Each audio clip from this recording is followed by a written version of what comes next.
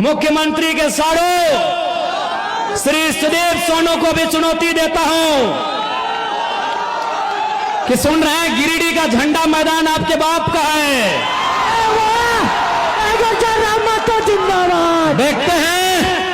देखते हैं सोनू जी, वो फिर झंडा मैदान कब तक आपके बाप का रहता है।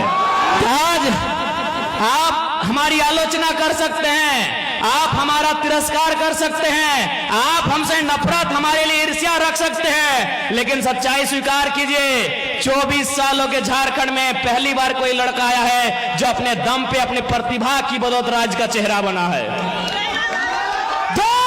कल्पना सोरेन इसलिए चेहरा बने कि मुख्यमंत्री की अर्धांगिनी है।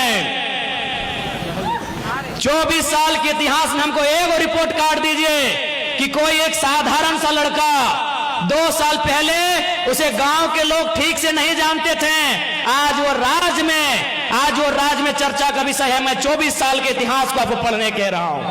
एक बार एक इतिहास हमको बताइए। आज बहुत सारे लोग कहते हैं, अरे इस राज्य में रोज आंदोलन हो रहा है, कभी राजभवन के सामने हो रहा है, कभी मुख्यमंत्री के आवास में हो रहा है, कभी डीसी कार्यालय के सामने हो रहा है, कभी विधानसभा के सामने हो रहा है। तो रोज नेता बनना चाहिए, कहां बन रहे हैं? और हम तो जिस आंदोलन की शुरुआत किए थे 50 लड़के थे। मैंने जिस आंदोलन की शुरुआत की थी धनबाद से, मात्र 50 लड़के थे, और आज आपके बीच एक चेहरा बन के आया है। क्यों? क्योंकि ये नियति की मांग थी। नियति चाहती थी कि कोई आए सामने जो झारखंड के मुद्दों पे खुल के बात करे, कोई आए सामने जो झारखंडियत पे खुल के बात करे, लेकिन कोई बात नहीं करना चाहता था। वो कहते हैं ना कि बिल्ली से तो हर कोई परेशान है, लेकिन घंटी बांधेगा कौन? घंटी बांधेगा कौन? तो बस मैंने वही काम किया है, मैंने आवाज दिया है, मैंने घंटी बांधने का काम किया है। और आज मैं बिल्कुल तमाम मीडिया के माध्यम से तमाम सरकार को, तमाम जनप्रतिनिधियों को, और साथ ही साथ सुपर सीएम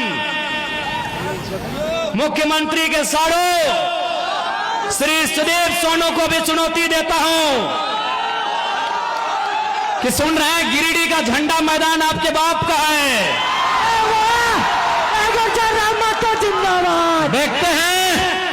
देखते हैं सोनू जी, वो फिर झंडा मैदान कब तक आपके बाप का रहता है। बड़ा दुर्भाग्य, एक लोकतांत्रिक देश में हम लोग 2 साल से झंडा मैदान में सभा करने की बात कर रहे हैं। पता नहीं जिला प्रशासन भी मौन क्यों हो जाती है, जिला प्रशासन भी अंतिम समय निर्णय क्यों बदल देती है। तो ये ठीक है सोनू जी, अभी समय आपका है, लेकिन याद रखिएगा कि आप जो घमंड कर रहे हैं अपने पद का और मुख्यमंत्री से आपके परिचय का, ये ज्यादा दिन नहीं टिकेगा।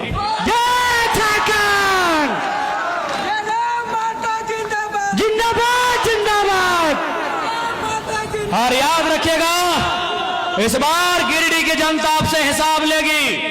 गिरिडीह की जनता आपसे इस बात का हिसाब लेगी कि आपने जितना जीएम लैंड में कब्जा किया है, आपने जितना कंपनी और फैक्ट्री से दलाली लेने का काम किया है, उसका पाई पाई हिसाब गिरिडीह की जनता लेगी। माननीय सुदीप कुमार सोनू जी, इस बात को याद रखिएगा। जय झारखंड। आज केवल गिरिडीह की बात करें तो आज आपके आसपास इसी क्षेत्र में हजारों छोटी बड़ी कंपनियां हैं कि नहीं? आज इसी गिरिडीह में हजारों कंपनियां हैं। रंजित दा, है कि नहीं? हाँ मनोज दा, इसी गिरिडीह में हजारों कंपनियां हैं। आज आप देख सकते हैं, हर एक कंपनियों से धुआं निकलता है, लेकिन विधायक मौन है। अब सवाल ये उठता है कि विधायक मौन क्यों है? क्योंकि मैं आपको एक अनुभव बताना चाहता हूं। एक कंपनी के किनारे मेरा कार्यक्रम था। जब तक मेरा कार्यक्रम था, कंपनी ने धुआं को बंद करके रखा था। यानी केवल मेरे कार्यक्रम से अगर धुआं बंद हो सकता है, तो विधायक चाहेंगे तो क्या क्या बंद हो सकता है, आप सोच के देखिए। एक कार्यक्रम में, जब तक मेरा कार्यक्रम था, मेरे कार्यक्रम से लगभग 300-400 मीटर की दूरी में एक फैक्ट्री था। उस फैक्ट्री में धुआं उड़ता है, लेकिन जब तक कार्यक्रम था वो धुआं बंद था। क्यों बंद था? न कंपनी के ओनर ने कहा था कि जब तक टाइगर जराम महतो मीटिंग करके चले ना जाए, धुआं मत खोलना। आप सोच सकते हैं, एक लड़का जो ना विधायक है ना सांसद है, अगर उससे इतना खौफ बन सकता है तो जो लोग संवैधानिक पदों में हैं उनसे कितना खौफ बनेगा, आप अंदाजा लगा लीजिए। अब सवाल है, क्यों नहीं चाहते हैं? ये क्यों नहीं चाहते हैं? नहीं, ये इसलिए नहीं चाहते हैं क्योंकि इन्हें वो कंपनियां चंदा देती है। ऐसा नहीं है कि जरा महतो को उन्होंने चंदा का प्रलोभन नहीं दिया है। कभी उन्होंने स्कॉर्पियो तो कभी फॉर्च्यूनर जैसी गाड़ियों का ऑफर रखा है, लेकिन हमने एक ही लाइन कहा है कि मैं उस मिट्टी से आता हूं जिस मिट्टी में शहीद निर्मल महतो ने बलिदान देकर झारखंड राज लिया था।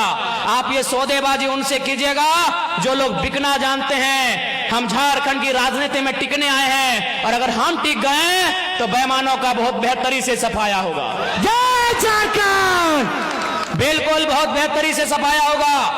और मैं आपको कहना चाहूंगा, बहुत सारे लोग आपको कहेंगे कि ये लड़का नौजवान है, कभी कभी एग्रेसिव भाषण देता है, आक्रामक बातें करता है, मारने पीटने की बातें करता है। देखिए भैया, ये मेरा व्यवहार में है तो है। जय झारखंड! मैं कोई छुपा के अपना मेरा कैरेक्टर नहीं है जैसा सुदीप सोनू का है। मेरा कोई कैरेक्टर छुपा के नहीं है, मैं जैसा हूं आपके सामने हूं। मुझे टी शर्ट पहन के मंच में आना पसंद है, मैं आता हूं। मुझे खाली पांव पसंद है, मैं खाली पांव आया हूं। मैं कोई दिखावटी नहीं हूं, मैं जो हूं सो हूं। लेकिन हाँ, इतना कह देंगे, मैंने 2 साल झारखंड को देखा, बहुत करीब से देखा। लगभग नहीं करने तो 20 करोड़ मुआवजा हम लोग लड़के दिलाए। 20 करोड़ रुपया हम लोग मजदूरों को लड़के दिलाए, कहीं कहीं नहीं भी दिला पाए, ये भी सही है, लेकिन 20 करोड़ और लगभग 1500 नियोजन हम लोग लड़के दिलाए। उस लड़ने के क्रम में झारखंड को मैंने बड़े करीब से देखा कि झारखंड में नियम से बात करने से ये राज नहीं चलेगा। इस देश में गांधी का भी आदर है, इस देश में भगत सिंह का भी आदर है, और मुझे लगता है झारखंड में भगत सिंह का चरित्र होना चाहिए। जय जय झारखंड! मैं आपको एक ताजा घटना बता रहा हूं। आपने मेरा वीडियो देखा होगा बागमारा में, शायद पहली दृष्टि में आपको भी बुरा लगा होगा कि लड़का क्या बोल रहा है, बदला लेंगे, खून बहेगा, लहू बहेगा। आपके परिवार को हम देख लिए हैं, आपको भी लगेगा चूंकि वो 30-40 सेकंड का वीडियो है, लेकिन असली सच्चाई क्या है अगर आप सुनिएगा तो आपके पांव के नीचे से जमीन खिसक जाएगा। दरअसल बागमारा के उस कोलियरी में 133 मजदूर काम करते हैं। अच्छा, एक बात बताइए, अगर कोई कहीं काम करता है तो उसके काम का कोई प्रमाण होता है कि नहीं? चूंकि वो कोलियरी में काम करते हैं, यानी बीसीसीएल के अधीन काम करते हैं, लेकिन चूंकि बीसीसीएल ने टेंडर दे दिया है, तो टेंडर दे दिया है तो टेंडर वाली कंपनी का जिम्मा होना चाहिए। लेकिन उस मीटिंग में आप सुन रहे होंगे, टेंडर वाली कंपनी भी बोल रही है कि वर्कर मेरे नहीं है, बीसीसीएल भी बोल रही है ये वर्कर मेरे नहीं है, जबकि उनको पेमेंट भी मिल रहा है, 5600 मिल रहा है, किसी को 6200 मिल रहा है, किसी को 8000 मिल रहा है। तो मैंने वही सवाल किया कि भाई इनको 8000 पेमेंट दे कौन रहा है? इनको 8000 पेमेंट दे कौन रहा है? ये बीसीसीएल के वर्कर नहीं है, ये आउटसोर्सिंग कंपनी के वर्कर नहीं है, तो इनको पेमेंट दे कौन रहा है? बस वहीं कोई तीसरा आदमी छुप के बैठा है जो विधायक या सांसद है। उनका पेमेंट बनता है 32,000, उनको मिल कितना रहा है? 6,000। बताइए किसका खून नहीं खोलेगा? किसका खून? अगर आप में जरा भी इंसानियत है और आप में जरा भी अन्याय के खिलाफ लड़ने की क्षमता है तो आपका खून खोलेगा ही खोलेगा। पेमेंट कितना बनता है? 32,000। कितना मिल रहा है? 6,000। किसका खून नहीं खोलेगा? अरे वो तो मीडिया चल रहा था, कैमरा था, हमको भी मालूम था कि मीडिया लोग वीडियो ले रहे हैं, नहीं तो बोतल कसम से हम टेबल में पटकने के लिए नहीं उठाए थे। जय जय झारखंड! अगर वो लाइव नहीं चलता ना तो एक पदाधिकारी का कपार में पटक के मारते हैं। बहुत अच्छा। अब आपको अगर मेरा ये कैरेक्टर नहीं पसंद है, वोट मत दीजिएगा, झूठ बोल के वोट नहीं लेंगे। अगर हम लोग सत्ता में आ गए तो बिल्कुल रिएक्शन होगा, जनता के साथ रिएक्शन नहीं होगा। बेईमान और भ्रष्ट पदाधिकारी हैं, उनके साथ रिएक्शन होगा। मैं आपको इसी गिरिडीह लोकसभा की एक घटना सुना रहा हूं। गिरिडीह लोकसभा और गिरिडीह विधानसभा पीरटांड की घटना है। हमारे पीरटांड के साथी भी आए, उनसे पूछिएगा। एक दिन उस ब्लॉक परिसर में 2 ऑफिसर चाय पी रहे थे। बातों बातों में चर्चा शुरू हुआ एक ऑफिसर ने कहा कि सर जयराम महतो का बहुत हवा है, लाखों लोग उसे सुनने के लिए आते हैं, लग रहा है वो गिरिडीह लोकसभा जीत रहा है। तो दूसरे ऑफिसर ने कहा सर अगर वो जीत भी जाएगा तो क्या उखाड़ लेगा दिल्ली जाके, दिल्ली में उसको भाषण देने का मौका भी नहीं मिलेगा। वो एनडीए से भी नहीं है, इंडिया से भी नहीं है, वो मोदी के तरफ से भी नहीं है, वो राहुल गांधी के भी तरफ से नहीं है, तो जयराम महतो क्या उखाड़ लेगा सर दिल्ली में। तो दूसरे अफसर ने कहा कि सर आप ठीक बोलते हैं, जयराम महतो दिल्ली में कुछ नहीं उखाड़ पाएगा, लेकिन सर मेरा दिल कहता है जहां से गिरिडीह शुरू होता है और जहां गिरिडीह खत्म होती है, अगर वहां कोई बेईमान पदाधिकारी उसको दिखा तो रोड में पटक के मार देगा सर। ये मैंने नहीं कहा, ये उस अफसर ने कहा कि जहां से गिरिडीह शुरू होती है और जहां गिरिडीह खत्म होती है, अगर प्रखंड लेवल में या पंचायत लेवल में कोई अफसर मनमानी किया, फुटानी किया, तो जयराम महतो उसको पटक के मार देगा सर, ये गारंटी है। जय झारखंड। यही बेरमो विधानसभा की एक घटना है। एक आदमी को अटेंडेंस रोक दिया गया था। वो आदमी हमारे पास आया, बोला भैया ये ऐसा ऐसा बात है। हमने कहा कि अधिकारी को फोन लगाइए, तो बोला नहीं एसपीओ की पीओ था, बोले लगाइए फोन। तो हमने फोन लगाया, उनको परिचय दिए कि सर हम जयराम कुमार महतो बोल रहे हैं, इनका अटेंडेंस बंद कर दिया गया है, गरीब आदमी है, नौकरी में रख लिया जाए। उधर से अधिकारी की आवाज आती है कि कौन जयराम महतो, हम तो नहीं पहचान पाए। हम इतने बोले कि आप विधायक और सांसद का खाली आवाज पहचानते हैं ना, अच्छी बात है, तो हम आज आपको अब फोन नहीं करेंगे, फोन काट रहे हैं। अब आपसे हम 2 महीना के बाद मिलेंगे, लेकिन दुआ कीजिएगा कि हम चुनाव ना जीते। अगर चुनाव जीत गए ना और रोड में जहां दिखेंगे पटक के दामोदर नदी में गाड़ देंगे। जय झारखंड। विश्वास कीजिए 10 सेकंड के बाद उस अधिकारी ने कहा कि जयराम बाबू बोलिए क्या काम है। 10 सेकंड में 10 सेकंड में उस अधिकारी ने कहा कि जयराम बाबू बोलिए क्या काम है। हमने कहा काम हो गया है, रख लीजिएगा इसको। 10 सेकंड में, ये कोई बड़ाई नहीं कर रहे हैं। शेख शाहिद हमारे उपाध्यक्ष हैं, वो उसको लेके आए थे, पूछ लीजिएगा कौन है, हम अपनी बड़ाई नहीं कर रहे हैं। शेख शाहिद यही मंच में शायद बैठे हैं, उनसे पूछिएगा वो आदमी कौन है जिसको नौकरी से निकाल दिया गया था। और हमने बस इतना ही कहा था कि अगर आपको विधायक सांसद का ही पैरवी पसंद है तो 2 महीना के बाद हम आपसे बात करेंगे, यदि जीत गए तो हम बात नहीं करेंगे, दामोदर नदी में पटक के गाड़ देंगे। इसका मतलब क्या है समझें कि नॉन मैट्रिक मंत्री बनाएगा तो क्या होगा, चोर गुंडा लोग को विधायक बनाएगा तो क्या होगा। अफसर शाही पूरी तरह हावी है, मैनेजमेंट पदाधिकारी मजदूर के ऊपर चढ़ के बात करते हैं। इसलिए झारखंड को मीठी मीठी बात करने वाला लीडर नहीं चाहिए। यदि आपको लगता है मीठी मीठी बातों से झारखंड का काम हो जाएगा तो हमें मत चुनिएगा, हमें मीठा मीठा बात करने नहीं आता है। हमें मीठा मीठा बात कल्पना भाभी की तरह मीठा मीठा बात करने नहीं आता है। उनको विरासत में राजनीति मिली है, ससुर जी और पति जी उनके मंत्री मुख्यमंत्री हैं, उनको विरासत में राजनीति मिली है, वो मीठा बात करेंगे। हमें मीठा बात करने नहीं आता है। गिरिडीह में है भाभी, प्रणाम, पहले प्रणाम स्वीकार कीजिए। और आपसे निवेदन होगा भाभी, ये लोग आपको वोट देंगे, आप विधायकी से इस्तीफा दे दीजिए। और इतना भी हम लोग बेवकूफ नहीं है, सुनने में आया है केवल आपको गांडे से विधायक बनाने में सरकार ने सिस्टम के साथ साथ 10 करोड़ रुपया फूंक दिया है। क्या बात करते हैं, इसलिए हमें मीठा बात करने नहीं आता है।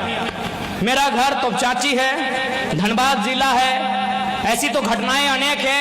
एक घटना बता दे रहा हूं। एक शख्स थे, उनका नाम था सुरेश महतो, भौरा कोलियरी झरिया डिवीजन, आप जानते हैं भारत देश की कोयला राजधानी झरिया।